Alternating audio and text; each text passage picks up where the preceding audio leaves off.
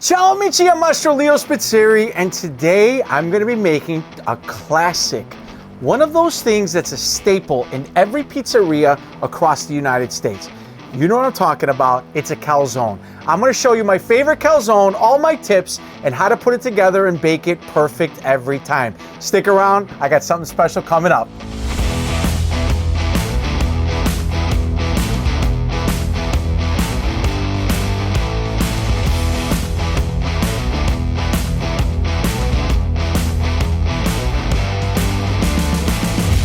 "35 years, this never gets old." Calzone is one of those things that I don't know why, for what reason, when the calzone traveled west, all of a sudden the filling changed. Calzone were always filled with ricotta, right? And I'm going to show you how to make a classic ricotta filling and then to put the meatballs on top. In order to do so, I want to start cooking my meatballs. Now, I've got a cast iron skillet, and there's a meatball recipe that I've already given you on the channel. If you want to see my recipe, go check that out now. If not, I've got some store-bought meatballs right here. These are great because they come frozen, they're fresh, and we can cook them in a pinch and you don't have to do a lot of extra work. First thing I'm going to do, I'm going to grab some of my pizza sauce. This is the American traditional sauce. I'm going to put a couple spoons of this in here because I want to almost boil this inside of this sauce. Next thing I'm going to do, I'm going to take these meatballs out very gently and I'm going to lay these on top just like this. Man, my fingers today are perfect size for these perfect little meatballs. Once in my life that worked out. Anyways, here we go. I'm going to put a few meatballs. We don't need a lot. Think about the size of this, because what I'm going to end up doing is these meatballs are going to be halved. So maybe about 5 or 6 or 8 or 10, however many you like, right? These right now, what I'm going to do, I'm going to season these just with a little bit of salt and pepper on top.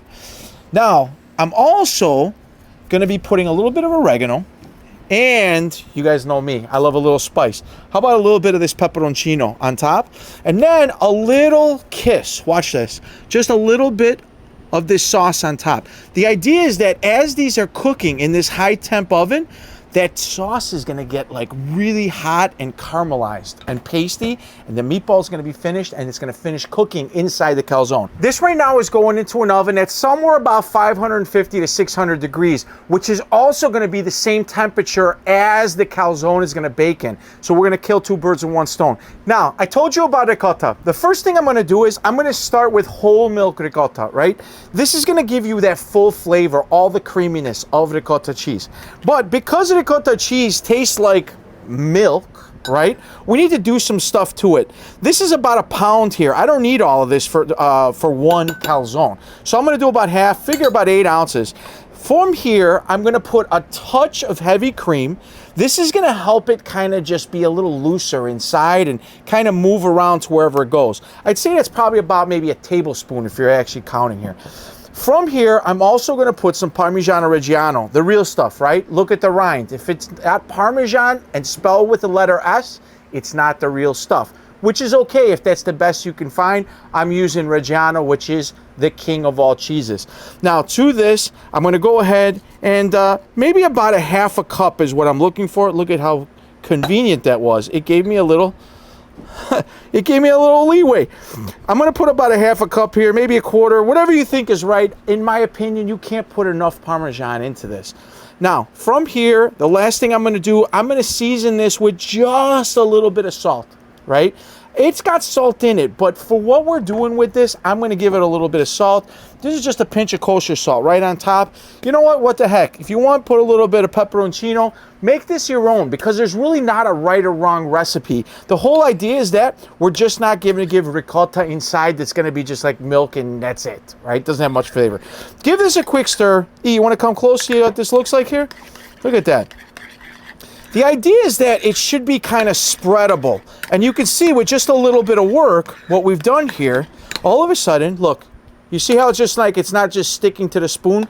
That's exactly what we're looking for here. This is perfect, exactly what we need. I'm gonna put this to the side. Now, I'm gonna go and check my meatballs. These look like they're doing fine. Let me give some fire over here. All right, my meatballs are done now. I'm gonna put these off to the side before we go any further. The first thing we got to do is bake our pizza crust. In this case, our calzone. What I'm going to do is grab some dough balls here. These are my American traditional dough. You've seen me do these before. In case you need to see it again, here we go. I'm going to be using King Arthur bread flour for this one. Make sure you grab yourself a digital scale and tear out the bowl. When you start weighing out all your ingredients, put everything into individual bowls. Go one at a time. Make sure you have 0 on the tare, and then put all the ingredients inside the bowl. Look at that technique right there for putting honey. I like to put a little bit of oil in there first. This way the honey releases. And then I like to stir everything with my fingers. It's the best whisk you got right there. Look at that method. I'm going to stir very slowly, and once you see that half the flour has been incorporated into the water along with the salt and the honey, I'm going to add my yeast, and then just keep stirring with your fingers until you make a paste. Put the last bit of flour in there, continue stirring until you start to feel that gluten is formed. And look at that, I can actually get it to the point where it starts to pull away from the bowl. I add the oil in at the very end, making this beautiful smooth dough. Give it a quick knead on top of the countertop, and then once you have it all kneaded and it's nice and smooth, I'm going to take that dough, cover it with some plastic. This is going to let it rest, and then go ahead, divide your dough balls out. Make sure you weigh them because you want everything consistent. This is my method for rolling dough balls. Make those points, fold them into the center, and then once I have a nice tight dough ball, I pinch it into a change purse from the bottom, and look at that, a perfect dough ball every time. Stick it into one of those Blackstone dough boxes. I like to put 6 in a box, throw a lid on top, stick that in the refrigerator until you need them, and there you go. I'm going to start with a dough ball. This is one of those great things that you can do with a dough that maybe has been sitting out for a while. At the end of maybe a pizza party, we always say, what are we going to do with all this dough? We say, we make a calzone. Why? Because a calzone is one of those things that you could pop into the refrigerator at any point, and then when you're all done, maybe even the next day, or in my case, maybe around 2 o'clock in the morning, say, you know what, I really have a hunkering for some pizza, and then you can always pop that thing back into the oven for a minute and warm it up. Now from here, now that this is inside of my flour, cover your dough all the time. It's very important. Make some room here, get this out of the way. Beautiful. I'm going to give my dough a little bit of a dredging. I don't need this flour anymore. Now, the idea is that we're not going to be stretching this with a giant round edge. So I'm dimpling actually from edge to edge. And I'm going to give it a flip and a turn and do it one more time. The idea is that we're going to make this kind of uniform, straight base. The other thing also is keep in mind that if your dough starts drying out on the edge, the filling won't stay inside because it won't seal. So you might need a little bit of water on the side. So you just dip around the edge a little bit, and it'll help adhere to the side of the dough when it's pressed or crimped down. The next thing I'm going to do is I'm going to start with some of this ricotta. I'm going to dollop the ricotta filling. I'm going to be working from one side of this. I'm not going to fill the entire base because once I fill this side, I'm going to flip the crust on top of itself and then put the rest. I'm going to build this up this way. From here, the next thing I need to do is grab some meatballs.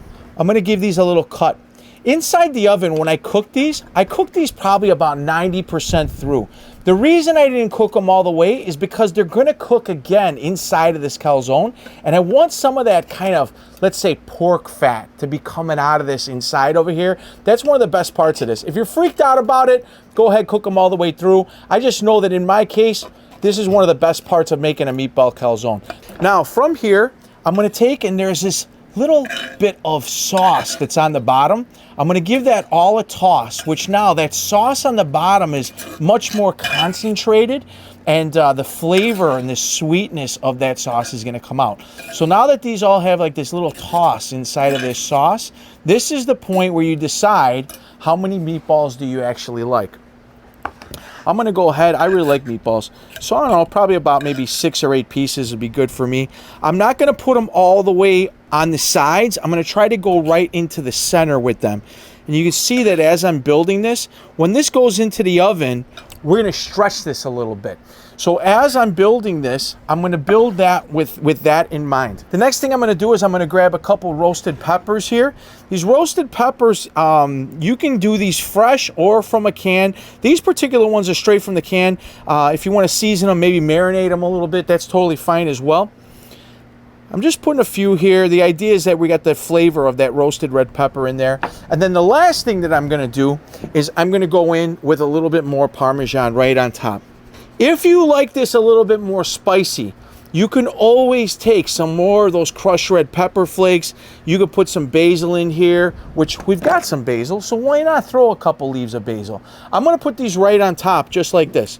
And I'm gonna hand tear them on top. And again, the aromatic of the basil is gonna be really beautiful on top of this. And to me, this looks like a party. I'm gonna prepare my wooden pizza peel, give it a little dusting with some flour. This way we make kind of a non-stick surface so it helps launch. I'm gonna take this calzone from the side here and I'm gonna fold it over on top of itself. The idea is that the part of the calzone that's sideways, I want this to look kind of like a half moon. So I'm gonna pinch so it's pinched on top of itself. But I'm gonna leave the middle open. This is a key point because if we don't let all the air escape out of here, or maybe we call it a little burp, what's gonna happen is this is all gonna puff up and all of a sudden it's gonna pop out the side and all that ricotta is gonna be inside your oven, which isn't very good. So I'm gonna wait till the end, I'm gonna push that side, and now I'm gonna press all the way down and around.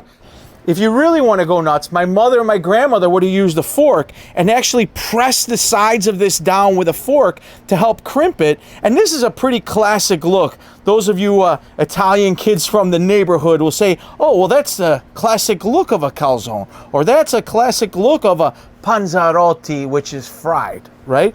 Now to this, the last thing that we're gonna do, once we have it all crimped like this, we can take a pizza cutter and just kind of go around the edge and clean it up. This is where our calzone looks so beautiful and nice. If you ever went to a New York pizza joint, and we say, how do they make that thing so perfect? It's because of this. All of a sudden, we trim up this edge, and look at what we have here, the perfect calzone. Now, I got a little bit of flour over here, take away some of this excess, we don't need it all. And then I'm gonna lift up the calzone, I'm gonna put it right here, bring it towards the front. That's looking pretty beautiful. Give it a little shake, make sure it moves. I've got my turntable stopped. Very important because you don't want to be going on a moving target. Now that this is in the oven, it's going to be looking really good here in a few minutes. I think it's going to eat probably about 12 minutes or so. Once it's all done, I'm going to pull it out and I'm going to show you how we're going to finish it. Man, this thing looks awesome. Exactly what I wanted. I wanted to be able to smell that fresh baked bread. This is the reason why I didn't put a lot of oil, because if I would have put a lot of oil or anything on top of this, it would have caused it to cook faster on top or even burn and char. I'm gonna take this, I'm gonna bring it over to my platter that I intend to serve it on. The last thing I'm gonna do is take some of this sauce that I cooked with meatballs in, I'm gonna put this on the side, because what we have is some beautiful fresh tomato sauce, but I also have some of the rendering of the meatballs in here. So this is like a cooked Sunday sauce if you think of it this way. I'm gonna put this on the side.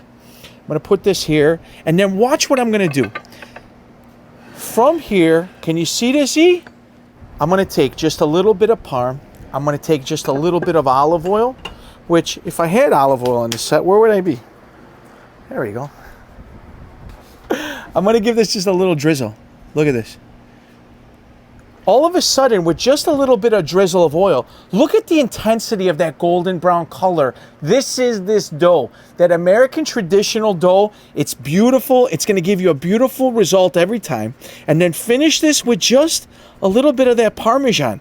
The Parmigiano Reggiano, or even Parmesan with an S, if you will, is gonna kind of let on top of this, like almost like a little melted crust, if you will.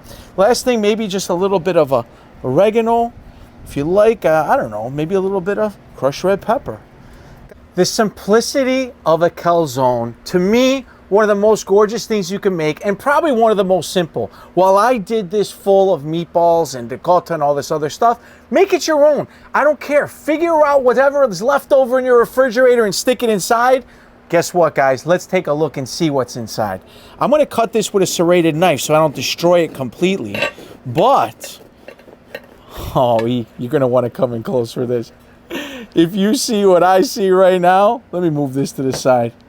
I'm gonna do this. You ready? Mm-hmm. Oh,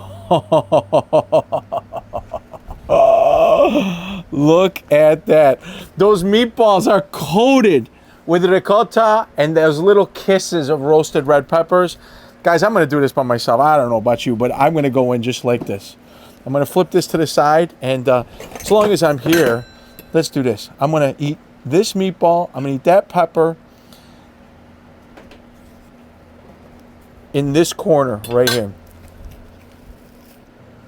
The spicy little kick that little pinch of pepperoncino did, and then the creaminess of the ricotta kind of cooling everything down, the smokiness of that roasted pepper, and then the meatball is the star. Guys, this is the perfect bite every time. And if you don't believe that I gave you the most incredible pizza dough recipe, look at the structure. Look at the bubbles inside. Come here. Look at this. Can you see all those little bubbles inside there? Mm-hmm. I got to do it. I'm going in again. You gotta make a calzone. I'm Chef Leo Spizzirri. I can't wait to see your pictures. Leave your comments below. Tell me this is the greatest thing you ever ate. I can't wait to see y'all soon. Ciao, amici.